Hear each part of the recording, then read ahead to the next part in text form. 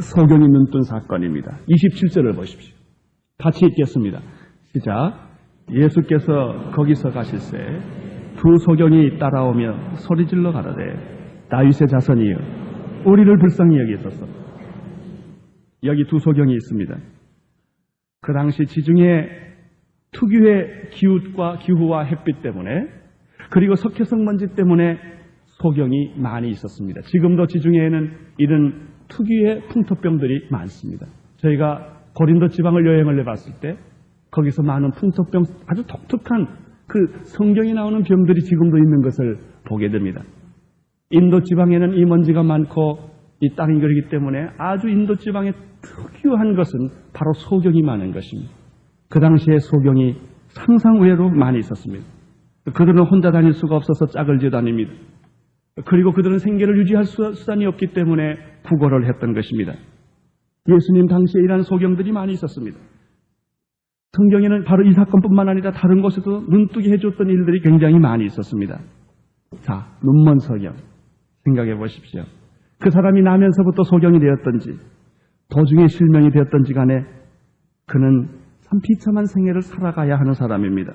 어떤 의미에서 인생의 반에 눈을 감고 사는 사람입니다. 두 눈을 똑똑히 뜨고 빛을 보며 살아도 문제가 이렇게 많은데 두 눈을 감고 사니 얼마나 괴롭겠습니까? 고통스러울 것입니다. 제가 한번 봉사들만, 소경들만 모이는 곳에 가서 설교를 해본 일이 있습니다. 두 눈 뜬 사람이 눈 감고 있는 사람에게 설교하는 게 굉장히 어렵습니다. 저는 한 번은 옛날에 오래전에 그 신학교 다닐 때 청계천에서 빈민촌에서 전도해 본 일이 있습니다. 세 끼 먹는 사람이 두 끼 먹는 사람한테 설교하는 것처럼 곤욕스러운 게 없습니다. 참 어려워. 무슨 설교를 해야 될지 참 어려워. 예수님이 아니면 정말 도망가고 싶어요. 그때 저는 한 사람을 아직도 잊지를 못합니다. 실명된 지 한 달밖에 안 된 한 사람. 국민학교 교감 선생님이었는데 갑자기 실명이 됐습니다. 학교에서 가르칠 수가 없습니다. 그 사람이 그 한 달 동안 충격과 갈등과 고민 속에 몸부림치다가 예수님을 안 믿는 사람인데 부인의 손을 잡고 그날 처음 교회로, 그 소경들만 모이는 교회로 왔어요. 아직 익숙하지가 않습니다. 걷는 게 부자연스러워 자꾸 부딪힙니다. 깨지고 그때마다 그 사람의 얼굴 속에 있는 곤혹스러운 그 표정. 저는 그 사람을 그 설교단에 앉아서 유심히 바라보았던 기억이 있습니다. 볼 수 없다고 하는 사실, 그것은 일종의 재난입니다. 이 사람은 부유할 수가 없습니다. 처지로 봐서 그의 위치는 존경받을 수 있는 위치가 아닙니다. 무시를 당할 수밖에 없는 위치요, 선한 위치였습니다. 이 사람이 지금 예수에게 찾아와서 이야기를 하고 있습니다. 우리는 이 두 소경이 어떻게 예수님에게 왔는지는 잘 모릅니다. 단지 오늘 성경이 보면은 이 소경이 두 사람이 와서 예수님을 만나가지고 소리를 질렀다고 하는 얘기밖에 없습니다. 그러나 우리는 이렇게 상상해 볼 수가 있습니다. 이 소경은 분명히 예수에 대한 소문을 들었으리라고 생각합니다. 그 소문은 어떤 이상한 청년이 하나 왔는데 그 사람이 가는 곳마다 소경이 눈을 뜨고 귀머거리가 듣고 덩어리가 말을 하고 안진뱅이가 일어나고 귀신이 떠나간다는 그런 소문이었을 것입니다. 그러나 그는 나와 같이 천하가 저주받은 사람이 과연 예수를 만날 수 있을까? 아마 미리 겁을 먹고 포기를 했을 것입니다. 그러나 그는 어린아이 같은 사람, 어린 같은 마음으로 나도 한번 그분을 만나볼 수는 없을까? 그분이 누군지 모르고 볼 수도 없지만은 그분을 혹시 만나볼 수는 없을까? 과연 그분은 어떤 분일까? 그는 많은 호기심과 기대가 있었을 것입니다.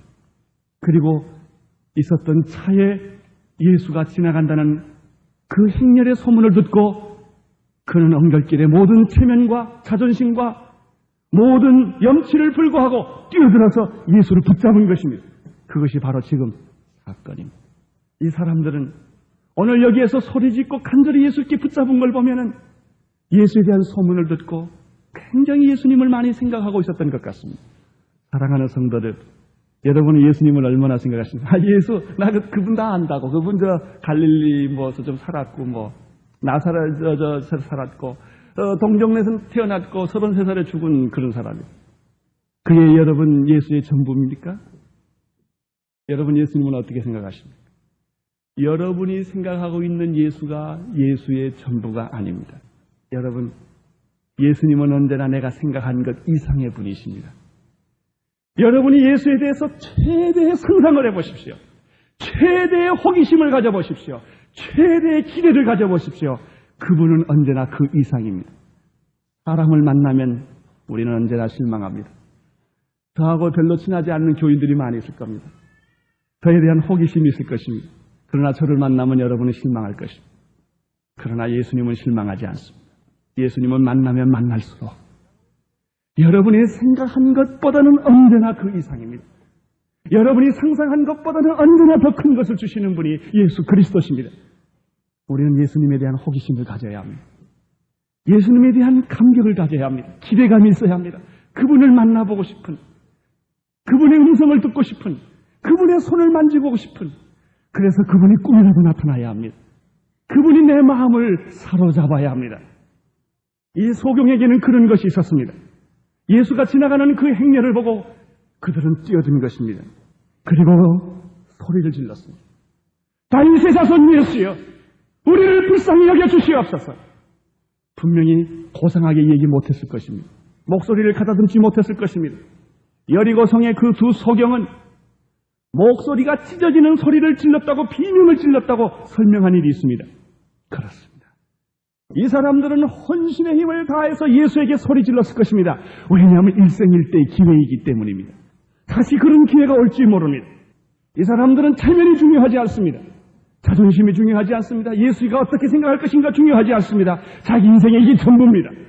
이렇게 예수를 만나야 합니다. 오늘 안 만나면 다음 주에 만나지. 예수가 그런 마음을 가진 사람에게는 만나지기가 어렵습니다. 오늘 골프 가고 다음 만나지. 오늘 장사하고 다음 주에 만나지. 돈 좀 번 다음에 만나지. 내일 만나지. 내일은 여러분에게 약속된 날이 아닙니다. 오늘만이 여러분의 날입니다. 여러분, 오늘 여기 와서 설교 듣는 것이 나는 오늘 하나님을 만나지 않으면 여기서 죽어버리겠다라고 생각을 하셔야 합니다. 오늘 내가 예수를 만나지 않으면 나는 죽어버리겠다고라는 그런 마음으로 와야 합니다. 이 마음이 예수를 만나게 하는 것입니다. 이 마음이 예수를 감동시키는 것입니다. 이 소경에게는 적어도 그런 태도가 있었습니다. 주님을 향하는 갈망, 주님을 붙잡고 싶은 이 갈망. 그는 주님이 누군지 잘 모릅니다. 본 일도 없어요. 물론 소경이니까 못 봤겠죠. 지식이 없습니다. 그 사람이 지식이 없다는 것은 무엇을 통해서 합니까? 다윗의 자손이라는 말을 쓴 걸 보면 압니다. 그들은 예수를 가리켜 다윗의 자손이라고 말했습니다. 그 말은 그 당시에 기다리고 있던 메시아에 대한 통섭적인 개념입니다. 모든 외부적인 압제와 고통에서 해방시켜줄 정치적 메시아가 바로 이 다윗의 자손이었습니다. 군사적으로, 사회적으로 구원자요, 해방자라고 그들은 생각했습니다. 요즘 젊은이들이 생각하는 그런 해방자입니다. 이런 개념이 그들이 바로 메시아 대망 사상이었던 것입니다. 이 유대적인 이 메시아 대망 사상이었습니다. 그분은 다윗과 구약의 다윗과 같은 사람일 것이다. 골리앗을 때려 죽인 다윗, 위대한 통치자 다윗, 위대한 성군 다윗, 이런 사람이 다시 나타날 것이다. 다윗의 가문에서, 다윗의 혈통에서 이 메시아가 나타날 것이다. 그래서 이 소경은 예수가 누군지 모르기 때문에, 어떤 분인지 모르기 때문에 그냥 그렇게 이름을 붙인 것입니다. 다윗의 자손이여, 우리를 불쌍히 여겨 주시옵소서. 다윗의 자손이라고 하는 말은 메시아의 전부가 아닙니다. 아니, 어쩌면 전혀 다른 분일지 모릅니다. 그런데 놀라운 일은 이렇게 보잘것없고 초라한, 그 사람한테 아무리 가봐야 얻어먹을 것이 없는, 이익이 생길 것이 아무것도 없는, 냄새나고 어쩌면 그 사람은 입을 얘기할 때 침을 튀기고 이야기하는 그런 사람일지도 모릅니다. 이야기하면 입에서 냄새가 나는 그런 사람일지도 모릅니다. 이런 사람. 그리고 자기에 대한 신앙 고백도 영 다른, 전혀 다른 불완전한 지식을 가지고 있는 그를 예수님께서 받아주신 것입니다. 28절입니다. 예수께서 집에 들어가심에 소경들이 나오거늘 예수께서 이르시되 내가 능히 이 일을 할 줄을 믿느냐? 대답하되 그러하오이다. 예수님은 길에서 쫓아오는 그 사람을 보고 집으로 들어가시고 소경들은 놓지 않습니다. 염치불구하고 따라 들어갑니다. 여러분, 이런 믿음이 있어야 합니다. 사람 쫓아다니지 말고 예수님 쫓아다니십시오. 조직 쫓아다니지 말고 예수님 쫓아다니십시오. 건물 쫓아다니지 말고 예수님 쫓아다니십시오. 사람을 쫓아다니면 실망합니다. 그러나 예수님은 여러분에게 때로 실망을 주지 않습니다. 이분이 예수 그리스도십니다. 그런데 재미있는 사실이 여기 벌어집니다. 예수님이 그래 눈 떠라 이러면 얼마나 좋겠어요. 그렇게 안 하십니다. 안 하시고 집에 들어가셔서 그렇게 간절히 애원하는 소경에게 질문을 하셨습니다. 내가 능히 이 일을 할 줄을 믿느냐? 이렇게 질문하신 것입니다. 내가 내 눈 고쳐줄 것 같으냐? 소경에게 이렇게 반문하신 것입니다. 여기에 우리는 예수님에 대한 두 가지 태도를 발견합니다. 첫째는 예수님은 사람의 겉모습을 보시지 않고 중심을 보시는 모습입니다. 신분상 선하고 보잘것없는 소경의 겉모습을 보았다면 거절하셨을지도 모르겠습니다. 그 사람의 얼굴을 보았다면, 그 사람의 직업을 보았다면, 그 사람의 옷차림을 보았다면, 그 사람의 과거를 보았다면 그래서 거절할지도 모릅니다. 그러나 예수님은 간절한 기대와 소망을 찾아온 그 사람 속에 있는 순수한 중심을 보신 것입니다. 마치 세례 마태를 부르실 때처럼 예수님은 그 사람의 겉모습을 보시지 않고 중심을 보셨습니다. 그래서 그를 영접하신 것입니다. 거절하지 않으신 것입니다. 여러분, 만약에 예수님이 우리의 겉모습을 보았다면 우리 중엔 거의 대부분은 예수님께 올 자격이 있는 사람은 아무도 없을지 모릅니다. 여기에 앉아 있을 수 없는 사람이 있을지 모릅니다. 그러나 주님은 그것을 보지 않습니다. 당신의 과거가 무엇이냐고 묻지 않습니다. 당신의 지위가 무엇이냐고 묻지 않습니다. 당신은 눈이 잘생겼나 이걸 묻지 않습니다. 코가 제대로 생겼느냐 이것도 묻지 않습니다. 당신은 손가락이 여린가를 묻지도 않습니다. 예수님은 이것을 우리에게 요구하지 않습니다. 헌금을 잘하느냐 묻지도 않습니다. 교회에서 얼마 봉사 잘하느냐 이런 것도 묻지 않습니다. 당신은 무슨 옷을 입었느냐 이런 거 묻지 않습니다. 마음을 보십니다. 중심을 보십니다. 정말 나를 내가 그렇게 생각하느냐? 나에 대한 기대와 간절한 소망이 있는가? 나에 대한 뜨거운 사랑이 있는가? 예수에 대한 뜨거운 사랑이 있는가? 예수에 대한 뜨거운 생각이 있는가? 간절한 기대가 있는가? 이것을 예수님이 읽으십니다. 예수님은 언제나 행위보다 동기에 관심이 있습니다. 겉모습보다 속 중심에 관심이 있으십니다. 누구든지 내게로 오라. 그래서 예수님은 아무도 거절하지 않습니다. 그러나 교만한 사람은 거절합니다. 그러나 바리새인들은 거절했습니다. 두 번째로 예수님에게서 발견하는 태도입니다. 예수님에게 오는 사람에게는 예수님은 아무것도 요구하지 않습니다. 우리가 하나님을 믿는 것은 은혜요, 공짜입니다. 예수님은 우리에게 조건을 걸지 않습니다. 요구를 하지 않습니다. 우리 교회는 등록하려면 2개월 걸려요. 근데 예수 믿는 데는 2개월 안 걸려도 괜찮습니다. 예수님은 조건을 내걸지 않습니다. 그런데 한 가지 조건을 내십니다. 아무것도 요구하지 않습니다. 그러나 한 가지만을 요구하십니다. 그것은 믿음입니다. 믿음을 원하십니다. 왜냐하면 믿음은 하나님께로 나아가는 유일한 길이기 때문입니다. 우리의 구원은 단순히 은혜로 공짜로 된 것입니다마는 믿음으로 된 것입니다. 그래서 예수님께서 이 소경에게 내가 정말 내가 그렇게 할 것 같으냐?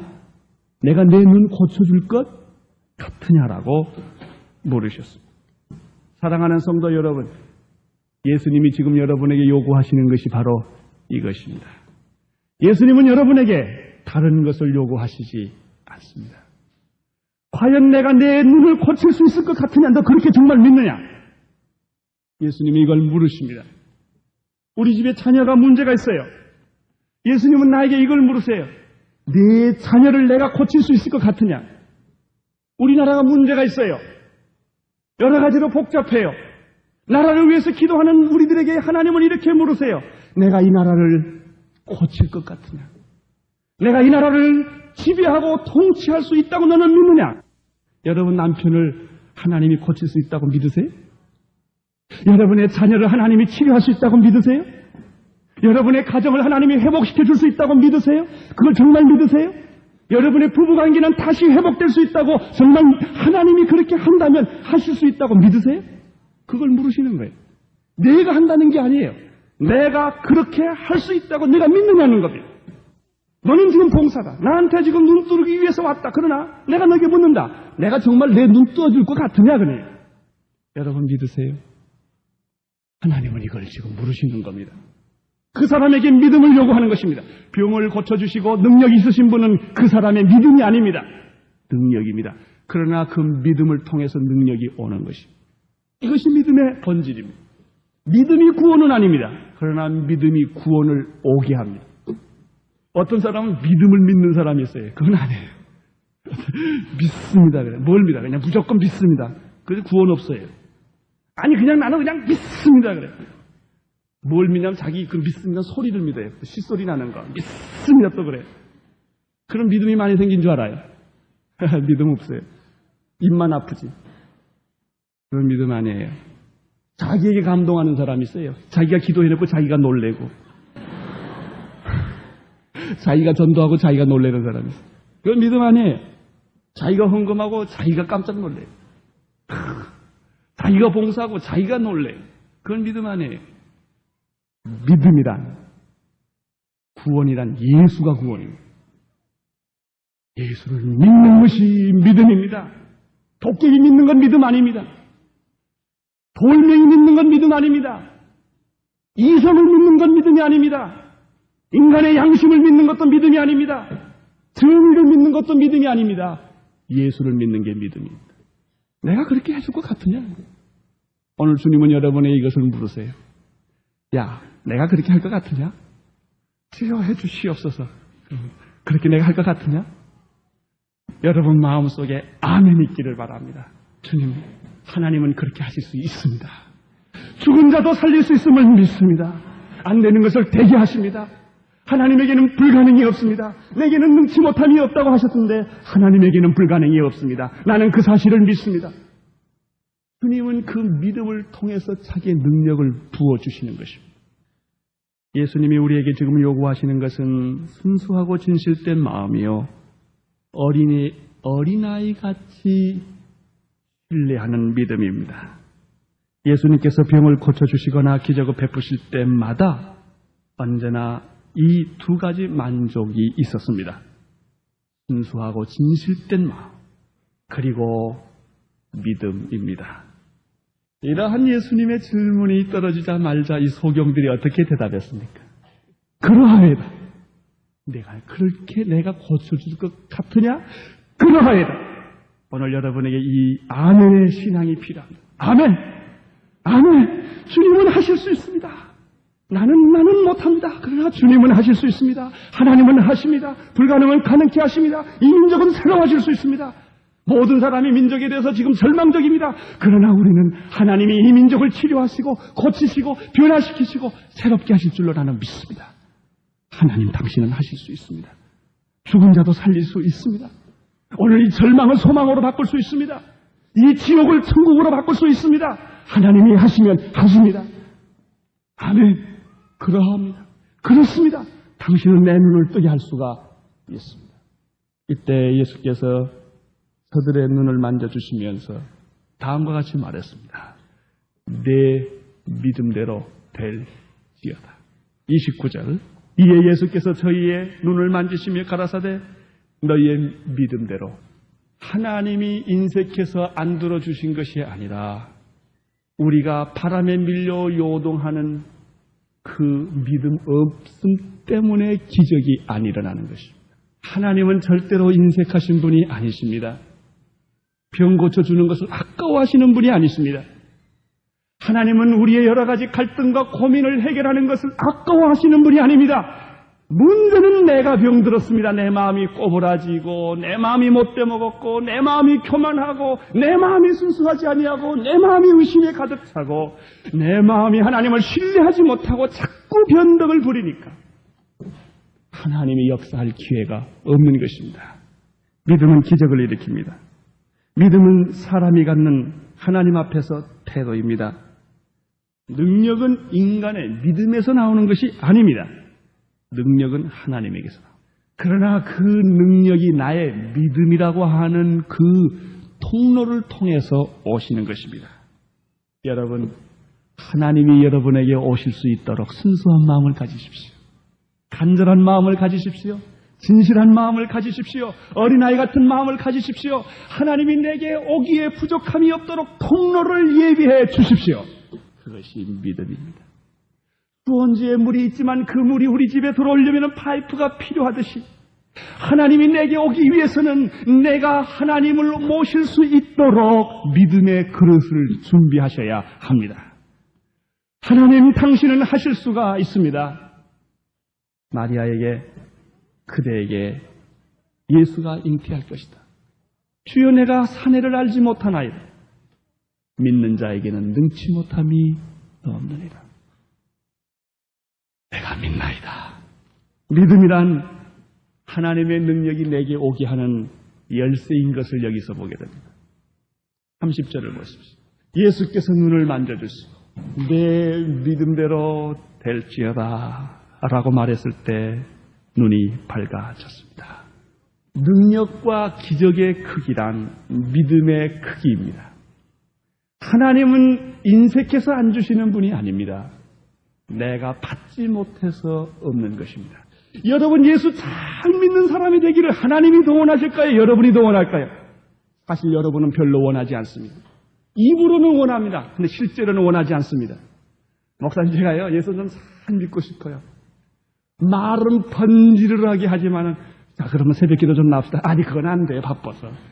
성경 공부 좀, 그거야, 그 목사님이 알아서 좀 해주세요.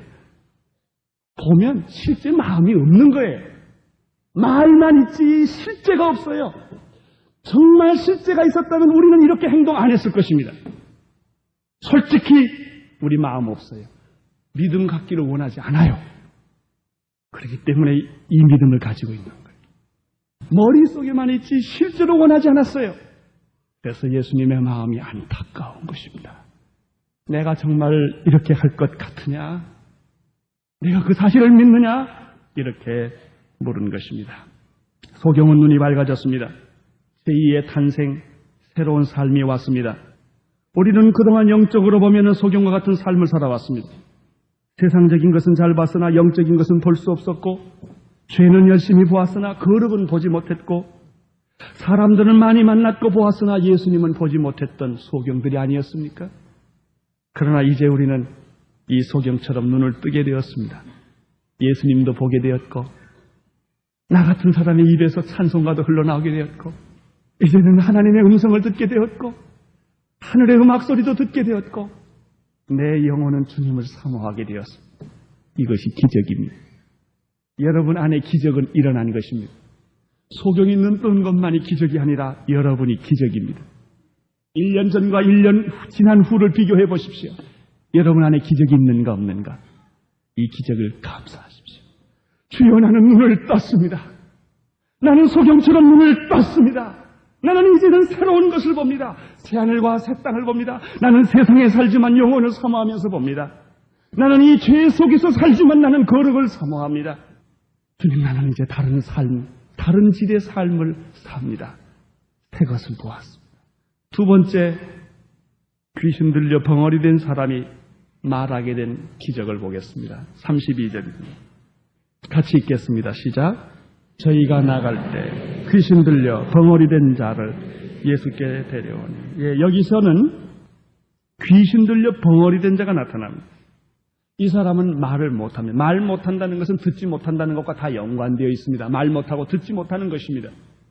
왜 말을 못하게 됐느냐 하면 병리적으로 뭐가 잘못되어서 말을 귀가 녹아버렸다든지 혀가 어떻게 짧다든지 이런 것이 아니라 이 사람은 귀신의 억압이 되어서 말을 못하게 된 사람이에요. 전혀 들을 수도 없고 말할 수 없는 사람. 어찌된 이유였던지 간에 이 사람도 소경처럼 인생의 반을 잃고 사는 사람입니다. 그런데 여기서 재미있는 게 하나 있어요. 벙어리는 이 소경과 다른 점이 하나 있어요. 소경은 자기가 찾아왔죠. 이 벙어리는 다른 사람에 의해 끌려온 사람입니다. 예수님은 스스로 찾아올 수 있는 사람이나 다른 사람에 의해 끌려온 사람이나 다 환영합니다.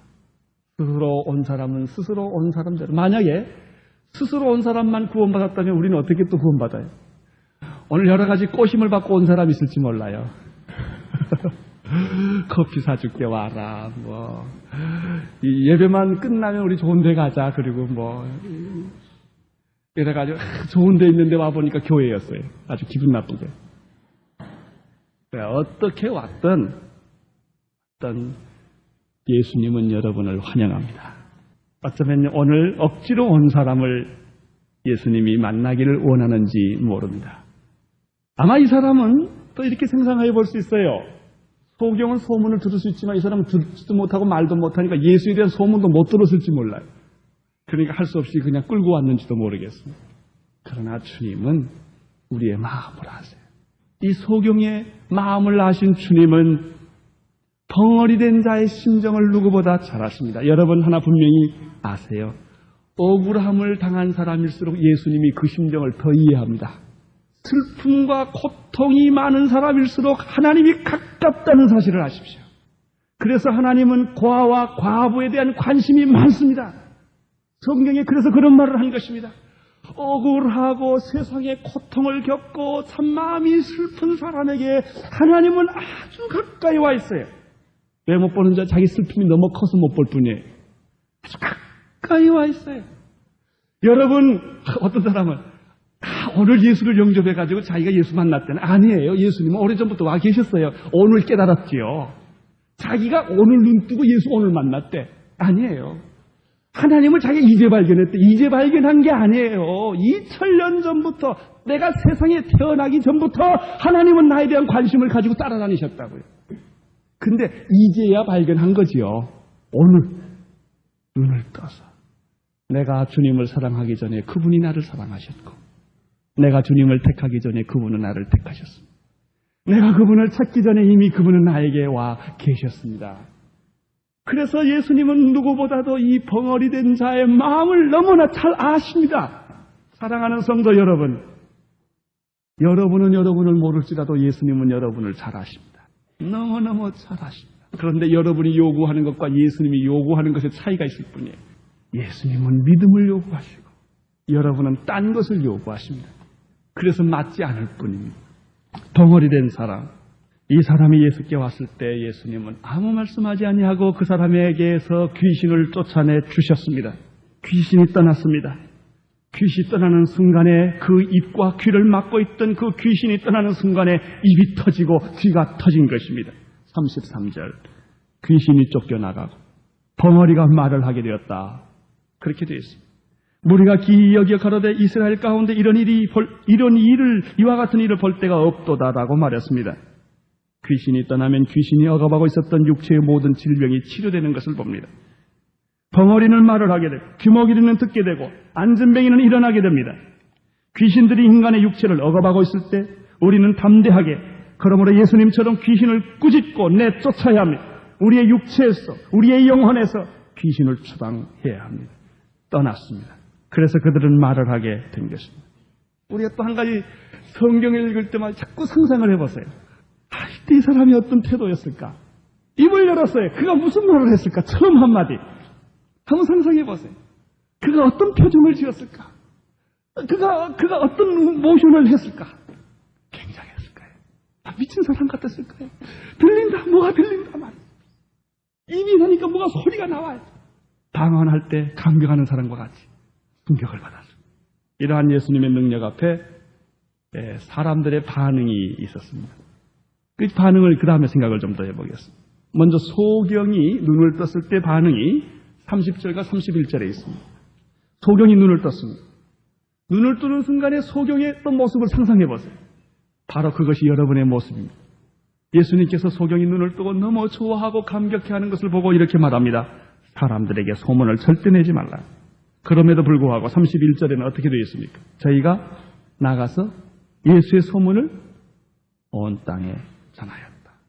예수님은 한 두 가지 이유로 말씀하지 말라고 그랬을 것입니다. 첫째는 아직 때가 이르지 않았기 때문에 이야기를 너무 서둘게 하는 것을 금하셨습니다. 또 한 가지 이유는 복음의 말씀이 생략된 채 기적만 전달되는 것을 예수님이 원치 않으셨을 것입니다. 잘못하면 예수 믿는다는 것은 병 고치는 것으로 오해할 수 있기 때문입니다. 병 고치는 것은 말씀을 위한 기초 작업이지 그것이 목적 자체가 아니기 때문입니다. 그래서 간증을 함부로 하지 말라. 예수님께서 이렇게 얘기를 했습니다. 그러나 눈을 뜬 사람은 입을 다물 수가 없습니다. 그는 가는 곳마다 외치기 시작했습니다. 내가 눈을 떴다. 그분이 내 눈을 뜨게 했다. 그분이 내 눈을 만지시고 눈을 뜨게 해주셨다. 그분은 하나님의 아들이시다. 그분은 나의 구세주시다. 그가 그렇게 간증을 했을 것입니다. 기적을 체험한 사람들의 입장에서는 말하지 않으면 견딜 수가 없습니다. 왜 전도하지 않은 줄 아세요, 여러분이? 어떤 사람은 전도해 보셨어요? 아니요. 나 혼자 믿기도 급급한데요. 왜 전도하지 않은 줄 아세요? 할 말이 없어서 그래요. 할 말이 있는 사람은 입을 다물 수가 없습니다. 성령이 내 안에서 움직이는 사람은 입을 다물 수가 없습니다.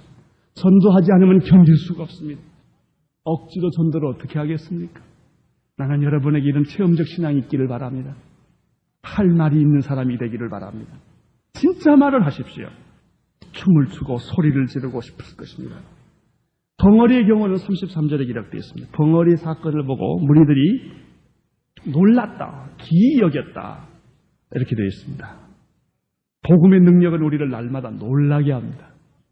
복음의 능력은 우리로 하여금 입을 열게 합니다. 시시한 소리, 잡다한 소리, 스캔들, 남을 욕하는 소리, 남을 죽이는 소리를 하는 것이 아니라 찬송과 기도와 간증과 그리고 그리스도를 증거하는 것입니다. 그리고 매일매일 예수 믿는 사람은 새로운 삶을 삽니다. 아침에 눈을 뜨면 기적입니다. 오 하나님 어찌하여 나에게 태양을 다시 주십니까? 오 하나님, 비록 서울의 공기는 좀 나쁘지만 주여 내가 숨쉬고 살고 있습니다. 이러고 울어봐야 돼요. 주여 내가 오늘 또 살았습니다. 이 감격이 있어요. 주님 내가 삽니다. 내가 살고 걷고 있습니다. 내가 움직이고 있습니다. 나는 살았습니다. 이 미친 사람처럼 좀 뛰어야 돼요.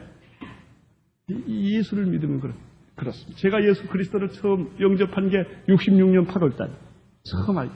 그날 얼마나 새소리가 아름답고 바람이 얼마나 그렇게 신선하고 나무 잎사귀 하나가 어찌나 그렇게 초롱초롱 나무 잎사귀가 좋은지 신선하고 구원을 받고 예수를 체험하고 나니까 사물이 다 달라져요. 그것이 크리스천의 삶이에요. 여러분, 안진뱅이가 일어나는 기적보다 내가 걷고 있는 것이 기적이 아닙니다. 소경이 눈 뜬 것도 기적이지만 내가 보고 있는 것도 기적입니다.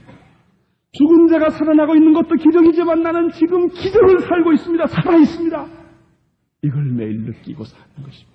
근데 우리는 다 때가 묻었어요. 그냥 날개 쪽지 째진 새가 축 처져가지고 눈만 말똥말똥 산성 불러도 재미가 하나도 없고 뭐 흥분할 게 있어야죠. 신나는 게 하나도 없어요. 그냥 맹숭맹숭해요. 하늘에 계신 우리 아버지 이름을 거룩하게 하옵시고 전능하사 전지를 만드신 하나님 주문을 계속 외우고 교회 종소리가 땡그랑 왔다 갔다 하고 그저 가끔 설교 듣다 졸고 그게 뭐예요 이게? 아닙니다. 예수 믿는 것은 봉사가 눈을 뜨고 소경이 눈을 뜨고 벙어리가 말을 하는 것이 예수 믿는 삶입니다. 그것이 한순간이 아니라 내 생에 영원히 계속되는 것입니다. 매일매일 순간순간 이 모험적이고 감격스러운 삶이 계속되는 것입니다. 그런데 이렇게 놀라는 사람도 있고 말하지 않으면 견딜 수 없는 사람도 있지만 또 꼭 그런 것만은 아닌 것 같습니다. 그렇지 않는 사람도 있습니다. 그 다음 성경 구절을 보세요. 34절에 바리새인들은 가로되 저가 귀신의 왕을 빙자하여 귀신을 쫓아낸다 하더라. 기적을 실제로 목격하면서도 인정하지 않으려는 사람이 있었는데 그 사람이 누굽니까? 바리새인입니다. 기적이 분명히 일어났어요. 그런데 신경질 나요. 기적이 일어나는 게. 좋긴 좋으면서 싫어요. 이런 사람들이 있어요. 여러분, 믿지 않으려는 마음의 태도를 가진 사람에게는 어떤 기적도 의미가 없고 또 일어나지도 않습니다. 바리새인들의 이러한 태도는 무엇입니까? 그 사람이 귀신의 왕을 힘빌어가지고 그 귀신 쫓은 거라고 하나님이 하셨다고 인정하고 싶지 않은 겁니다. 근본적인 불신앙과 교만과 시기심 때문에 마음이 꼬부라진 거예요. 여러분, 마음이 꼬부라진 사람, 마음이 이렇게 뒤틀린 사람에게는 어떤 은혜도 은혜가 되지 않아요. 좋은 말이 다 거슬리는 것입니다. 기적이 거슬리는 것입니다. 선도 거슬리는 것입니다. 다른 사람이 할렐루야 부르면은 그저 냉소적인 것입니다. 왜? 자기 마음이 불편하니까. 여러분, 바리새인의 태도가 그거예요. 기적을 보고도 믿지 않으려고 그래요. 하나님이 한 걸 귀신이 했다고 그래요. 예수님이 기적을 일으키면 신경질 나는 거예요. 그러면서도 인정 안 할 수가 없는 거예요. 이게 바리새인의 마음. 여러분, 똑같은 사건을 보고 왜 이런 반응을 보냅니까? 축복이란 마음의 태도에 있습니다. 축복은 받을 수도 있고 받지 않을 수도 있습니다. 불행하기로 결정한 사람들이 있어요. 이 사람은요, 아무리 행복한 사건을 갖다 줘도 불행으로 만들어버리는 사람이에요. 천국을 갖다 주면 지옥을 만들어버리는 사람입니다. 한 번도 감사하고 감격하고 기뻐하고 좋게 생각을 안 합니다. 언제나 깎아내립니다. 비판해야 지성인이라고 착각하기 때문에. 신앙의 경우도 마찬가지입니다. 그래서 겸손이 중요합니다. 겸손하십시오. 하나님이 여러분을 높이실 것입니다. 교만하면 하나님이 여러분을 꺾어버리실 것입니다. 교만한 사람에게는 축복은 축복이 되지 않습니다. 왜? 축복도 자기가 잘나서 받았다고 생각을 합니다. 그래서 감사가 없습니다. 자기는 당연히 그렇게 대접을 받아야 되고 자기는 당연히 그렇게 해야 된다고 늘 생각을 합니다. 그것이 불행인 것입니다. 그렇지 않습니다. 하나님은 언제나 겸손한 자를 높이시고 영광을 받게 하시지만 교만한 자를 꺾으시고 수치를 당케 하십니다. 자, 오늘 이제 세 번째로 생각을 해보십시다. 예수께서 소경의 눈을 뜨게 하시고 귀신 들려 벙어리 된 자를 말하게 하신 이 사건을 영적으로 해석할 수 있기를 바랍니다. 여러분이 눈을 뜨고 영적으로 눈을 뜨고 영적으로 이제 벙어리가 말을 하게 된 사건으로 받아보십시오. 육신의 문제보다 더 중요한 것은 영적인 문제입니다. 비록 육신적으로 보지 못한다 할지라도 영안이 뜰 수가 있습니다. 우리가 육신적으로 말을 못한다 할지라도 그러나 신령한 언어를 말할 수가 있습니다. 진정 불쌍한 사람은 영적인 소경이요 영적인 벙어리들입니다. 그러나 예수 그리스도를 믿고 눈을 떠서 새하늘과 새 땅을 보고 그들의 귀가 열려 하늘의 음성을 듣고 입을 열어 복음과 사랑을 선포하고 그 입에서 찬양하는 소리가 나올 때 이것이 바로 기적입니다. 저는 저희 교회 여러 가지 프로그램 중에 새로 등록하신 분들이 저희 집에 초대를 받던 요즘 교회에 초대받아서 식사를 하며 간증하는 시간들이 있는데 그때 오신 분들마다 참여하는 분들마다 이구동성으로 참 은혜를 많이 받습니다.